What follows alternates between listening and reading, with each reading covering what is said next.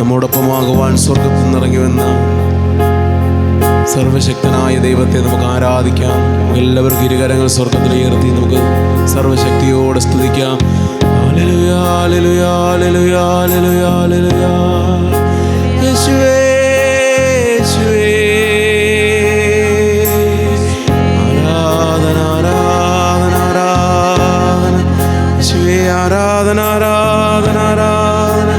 പരിശുദ്ധാത്മാവേ, ആരാധന, ആരാധന. Hallelujah, hallelujah, hallelujah, hallelujah.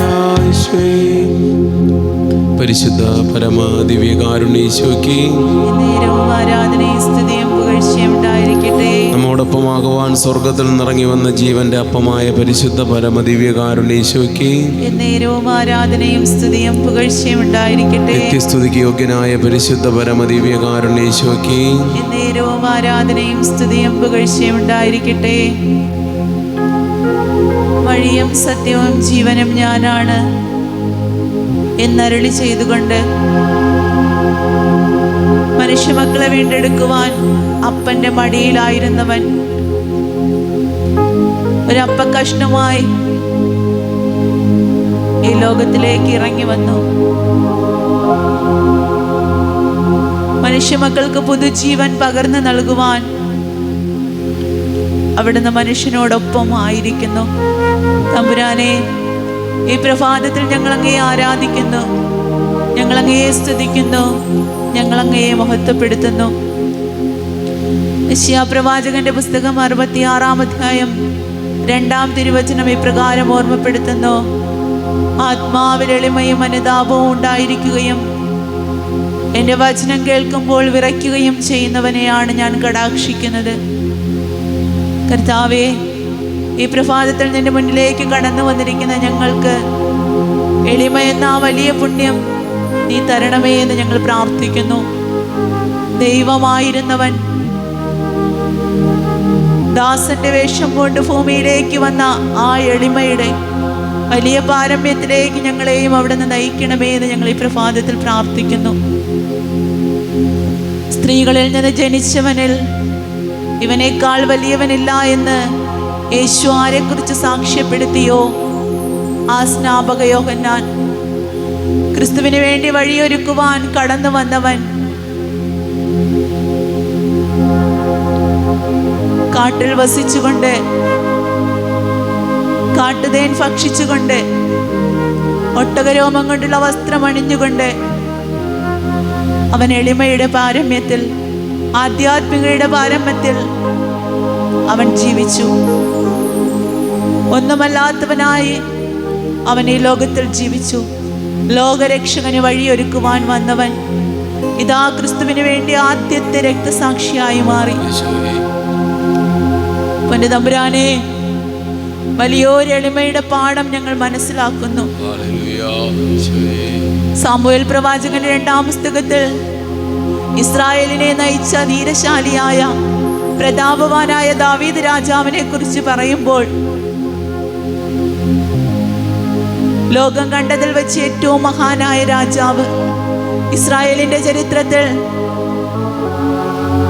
ഐശ്വര്യം നിലനിന്ന ദാവീദിന്റെ ഭരണവർഷം, ഏറ്റവും മഹാനായ രാജാവ്. പൊന്നുതമ്പുരാനെ, കർത്താവിന് വസിക്കുവാൻ ആലയം വേണമെന്ന് ആദ്യമായി ഹൃദയത്തിൽ ചിന്തിച്ചവൻ, കർത്താവിന്റെ പേടകവും തന്റെ നഗരത്തിലേക്ക് കൊണ്ടുവരണമെന്ന് ആഗ്രഹിച്ചുകൊണ്ട് കർത്താവിന്റെ പേടകത്തെ കാഹളനാദത്തോടും ആർപ്പുവിളികളോടും കൂടി കൊണ്ടുവന്നപ്പോൾ ഒരു രാജാവെന്ന ബഹുമതിയോ പദവിയോ പ്രശസ്തിയോ ഇല്ലാതെ വചനം ഇപ്രകാരം പറയുന്നു: അവൻ ചണനോൾത്തുകൊണ്ട് അരക്കച്ചയുണ്ടാക്കി അതുകൊണ്ട് തന്റെ നാണം മറച്ചു. കർത്താവിന്റെ പേടകത്തിന് മുന്നിൽ അവൻ ആർപ്പുവിളിയോടെ സ്വയം മറന്നുകൊണ്ട് നൃത്തം ചെയ്തു. കാഹളനാദത്തോടുകൂടി ഇസ്രായേൽ മക്കളോടൊപ്പം അവൻ പങ്കുചേർന്നു. ആ സന്തോഷത്തിൽ ഒപ്പം കൂടി. തന്റെ ഭാര്യ ലജ്ജാവഹമെന്ന് തന്നെ കുറിച്ച് പറഞ്ഞപ്പോഴും അവൻ ഇപ്രകാരം തന്റെ ഭാര്യയോട് പറയുന്നു, ഇസ്രായേലിന്റെ മുഴുവൻ രാജാവായി എന്നെ തിരഞ്ഞെടുത്തവന്റെ മുന്നിൽ അവന്റെ മഹത്വത്തിന് വേണ്ടി ഇതിനും കൂടുതൽ നിന്ദ്യനാകുവാൻ എനിക്ക് കഴിയും. പൊന്നുതമ്പുരാനെ, ഇസ്രായേലിന്റെ മുഴുവൻ ഇതാ എളിമയുള്ളവനായി കർത്താവിന്റെ മുന്നിൽ സ്വയം മറന്ന് നൃത്തം ചെയ്യുന്നു. പൊന്നുതമ്പുരാനെ, മന്നയായി ഞങ്ങളുടെ മധ്യത്തിലേക്കുള്ള തമ്പുരാന്റെ മുന്നിൽ സ്വയം മറന്നുകൊണ്ട് അവനെ തന്നെ സമർപ്പിച്ചു കൊടുക്കുവാൻ ഈ പ്രഭാതത്തിൽ ഞങ്ങളെ ഒരുക്കണമേ എന്ന് ഞങ്ങൾ പ്രാർത്ഥിക്കുന്നു. പ്രഭാഷകൻ 3:18 പറയുന്നു, നീ എത്ര ഉന്നതനാണോ അത്രമാത്രം വിനീതനാവുക, അപ്പോൾ കർത്താവിന്റെ കൃപയ്ക്ക് നീ പാത്രമായി തീരും. അവിടുത്തെ കൃപ ഞങ്ങൾക്ക് ആവശ്യമാണപ്പാ. അവിടുത്തെ നിത്യമായ സമാധാനം ഞങ്ങൾക്ക് ആവശ്യമാണപ്പാ. നീ ആയിരിക്കുന്ന ഇടത്തിൽ നിന്നൊന്ന് താഴേക്ക് ഇറങ്ങുവാൻ ഈ നിമിഷം തയ്യാറാണെങ്കിൽ, നിന്റെ ഹൃദയത്തെയും നിന്റെ ജീവിതത്തെയും തമ്പുരാന്റെ മുന്നിൽ കൊടുക്കുവാൻ തയ്യാറാണെങ്കിൽ, നിന്റെ ജീവിതത്തിലേക്ക് കൃപ നിറയ്ക്കുവാൻ തമ്പുരാൻ ആഗ്രഹിക്കുന്നു.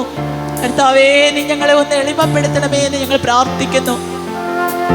കർത്താവേ, ഞങ്ങളായിരിക്കുന്ന അവസ്ഥയിൽ നിന്ന് ഞങ്ങളുടെ ഉള്ളുകളെയും ഉള്ളങ്ങളെയും അറിയുന്ന പൊന്നു തമ്പുരാനെ, താഴ്മയിലേക്ക് പരിശുദ്ധ അമ്മ പറഞ്ഞതുപോലെ ഇതാ കർത്താവിന്റെ ദാസി, സ്വർഗത്തിന്റെ ഹിതം എന്നിൽ നിറവേറട്ടെ.